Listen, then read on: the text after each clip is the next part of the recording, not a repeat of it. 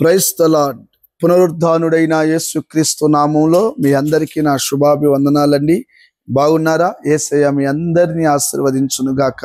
అనుదిన వాత్సల్యత అను నేటి వాక్య ధ్యానాంశాన్ని ఈ ఉదయకాలం ధ్యానించుకుందాం రండి. పరిశుద్ధ బైబిల్ గ్రంథములో నుంచి యెషయా ప్రవచన గ్రంథం 45వ అధ్యాయము 2వ వాక్య భాగాన్ని నేను చదువుతాను. వీలైతే బైబిల్ తెరిచి వాక్యాన్ని గమనించాలని ప్రేమతో తెలియపరుస్తున్నాను.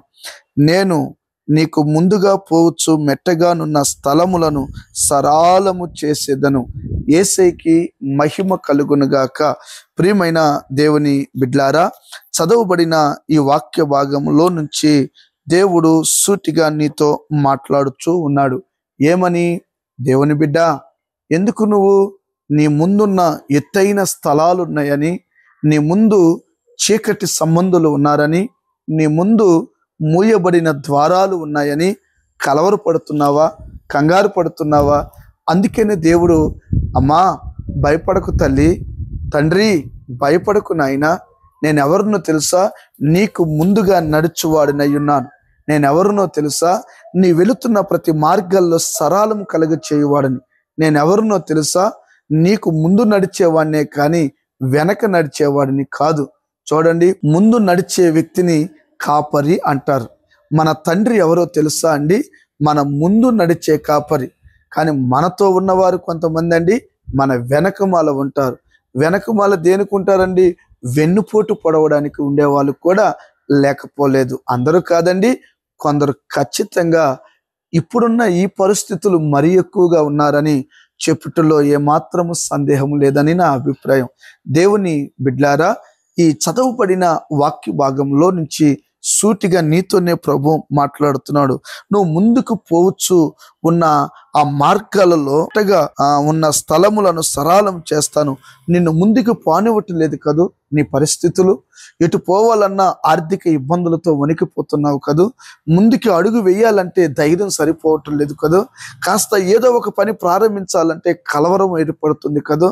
కాస్త ధైర్యం చేసి ముందుకు వెళ్దామంటే నీ గుండెల్లో వణుకు పుడుతుంది కదూ.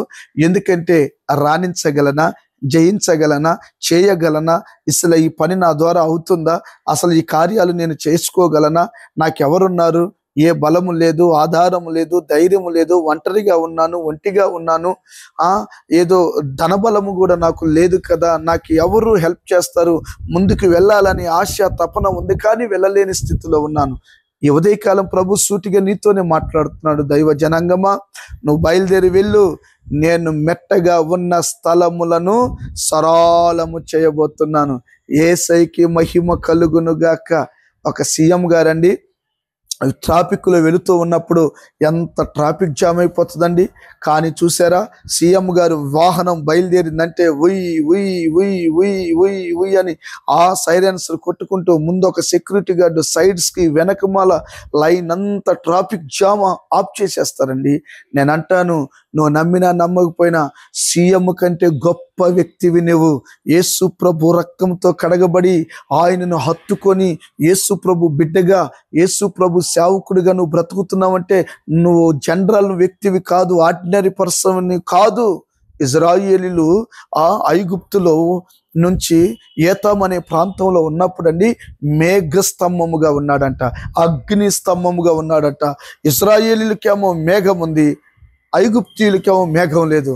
ఇజ్రాయేలీలకేమో అగ్ని స్తంభం ఉంది, ఐగుప్తులకేమో చీకట్లో ఉన్నారు. ఇజ్రాయేలీలకేమో మరి అగ్ని స్తంభంగా, మేఘస్తంభంగా దేవుడు కనబడతా ఉంటే వారు ఆశ్చర్యపడిపోయారంటండి. బాబు, నగ్న సత్యం, కల్పిత కథలు కాదండి. ఉదయకాలం ప్రభు నీతో మాట్లాడుతుంది. ధైర్యము చేయి, అడుగులు ముందుకు వేయి, ప్రభువును బట్టి వేయి. అయితే ఎవరంటే వాళ్ళు అడుగులు వేస్తే సరాలం చేసే దేవుడు కూడా కాదండి. ఎందుకంటే సామెతల పుస్తకంలో ఒక చక్కటి మాట ఉంటుందండి. 3వ అధ్యాయములో 6వ వాక్యములో, నీ ప్రవర్తన అంతటి యందు ఆయన అధికారమునకు ఒప్పుకొనుము, అప్పుడు ఆయన నీ త్రోవలను సరాలము చేస్తాడు. దైవ జనాంగమా, ప్రియమైన తల్లి, ప్రియమైన తండ్రి, ఓ యవన బిడ్డ, ఓ యవనస్తురాలా, దేవుడు ఉన్నాళ్లే అని అడుగులు ముందుకు వేయడం మంచిదే. కానీ ఈ రోజున స్టిల్ నౌ ప్రజెంట్ ఇప్పటి వరకు నీ ప్రవర్తన ఎలాగుంది, నీ మాట ఎలాగుంది, నీ చూపు ఎలాగుంది, నీ బ్రతుకు ఎలాగుంది? విచ్చలవిడిగా తిరుగుతూ ఉన్నావా? దేవుని మాటను పెడచెవుని పెట్టి ఏదో ఆదివారం అయారాం గయారాం అన్నట్లుగా, యాజ్ గోయింగ్ యాజ్ కమింగ్ అన్నట్లుగా నువ్వు మందిరానికి వెళ్ళి ఎస్ఆర్ ప్రజెంట్ చేయించుకుని వచ్చేటట్లుగా ఉన్నావా? నో, అలాంటి వారిని దేవుడు యాక్సెప్ట్ చేయడు. ఎందుకో తెలుసా అండి? ప్రవర్తన, నీ ప్రవర్తన జాగ్రత్తగా ఉండాలి. ఎలియాజరు గారు అబ్రహాము గారు ప్రార్థనలో ఉంటే ఎలియాజరు గారు వివాహం చేయడానికి ఇస్సాక్కి ఒక అమ్మాయిని తేవాలన్నప్పుడు అక్కడికి వెళ్ళి చూసినప్పుడు అంటండి, రెబెకా ప్రవర్తన అతనికి ఆశ్చర్యాన్ని కలగజేసింది. యేసయ్యకి మహిమ కలుగునుగాక. ఈ రోజున యవన బిడ్డల ప్రవర్తన చూస్తుంటే సిగ్గు అయిపోతుందండి. యవనస్తుల ప్రవర్తన చూస్తుంటే తల ఎక్కడ పెట్టుకోవాలో అర్థం కాని పరిస్థితుల్లో సేవకులు, సంఘాలు, కుటుంబాలు, తల్లిదండ్రులు వేదన పడుతున్నారండి. నేను మొన్న ఒక రోజునండి వాల్ పోస్టర్లు అంటిద్దామని కొత్తపేట నుండి ఎల్బీ నగర్ నుంచి మలక్పేట ప్రాంతానికి కొద్ది ప్రాంతం దూరమే వెళ్ళాము. ఒక 3-4 గంటలు, రాత్రి 12 గంటల నుంచి తెల్లవారుజామున 4 గంటల వరకు. ఈ 4 గంటల వ్యవధిలో ఇంచుమించు 400 మంది యవనస్తులు బైకుల మీద తిరుగుతూ, గంజాయిలు తాగుతూ, స్మోకింగ్లు కొడుతూ కనిపించారండి. రెండవదిగా ఆడపిల్లలు ఒక 60-70 మంది ఆడపిల్లలు, యవన బిడ్డలు కనిపించారండి. వారు ఎలాగున్నారు? అసహ్యకరమైన వస్త్రాలు వేసుకొని ఆ రాత్రుల్లో కేకులు కట్ చేసుకుంటూ రోడ్ల మీద 2 గంటలప్పుడు అరుచుకుంటూ, కేకలు పెట్టుకుంటూ, గందరగోళమైన స్థితిలో కాస్త డ్రగ్స్ కూడా తాగినట్లుగా నాకు కనిపించారండి. దేవుని బిడ్డలారా, నీ తల్లిదండ్రులు తినో తినకో నీ కొరకు రూపాయి సమకూర్చి నువ్వు హైదరాబాద్లో చదువుకున్నావు, స్టడీ చేసుకున్నారని డబ్బులు పంపిస్తుంటే నువ్వేం చేస్తున్నావు? ఇక్కడ చెడు స్నేహాలకు అలవాటు పడి, చెడు ప్రవర్తన నడవడి కలిగి, సినిమాలకు, షికారులకు, ఎంజాయ్లకి నువ్వు అలవాటు పడి ఈ రోజున నీ ప్రవర్తన దేవునికి హీనమైన స్థితిలో ఉందేమో చూసుకోండి, జాగ్రత్త. ఈ రోజున సరిచేసే మాటలు ఏ కుటుంబం వింటుందో, ఏ బిడ్డ వింటాడో, ఏ తండ్రి వింటాడో, ఏ తల్లి వింటుందో, ఏ కుటుంబ సభ్యులు వింటారో, నిశ్చయముగా దేవుడు వారిని ఆశీర్వదిస్తాడండి. నీ మార్గములన్నీ సరళము చేయాలి అని అంటే నువ్వేం చేయాలో తెలుసా? ప్రవర్తన అంతటిని ప్రభుకి నువ్వు అప్పగించుకోవాలి. ఎలాగుంది నీ ప్రవర్తన? ఈ రోజున యవనస్తుల ప్రవర్తన ఎలాగుంది? ఖండిస్తే తల్లిదండ్రులే దుఃఖపడి సంఘాలు మానేస్తున్నారండి. ఎలాగుంది నీ కుమారుడు ప్రవర్తన? తల్లి, ఎలాగుంది నీ కుమార్తె ప్రవర్తన? ఏ రోజైనా వారికి బుద్ధి చెప్పడానికి ప్రయత్నం చేయట్లేదండి. దండం పెట్టి చెప్తున్నాను, దేవుడు మిమ్మల్ని ఎంతో ప్రేమిస్తున్నాడు. ప్రవర్తన సరిచేసుకో. ఎందుకు నువ్వు విఫలమైపోతున్నావు చదువులో? ఎందుకు నువ్వు విఫలమైపోతున్నావు వ్యాపారంలో? నీ ప్రవర్తన కూడా కాస్త చూసుకోవాలండి.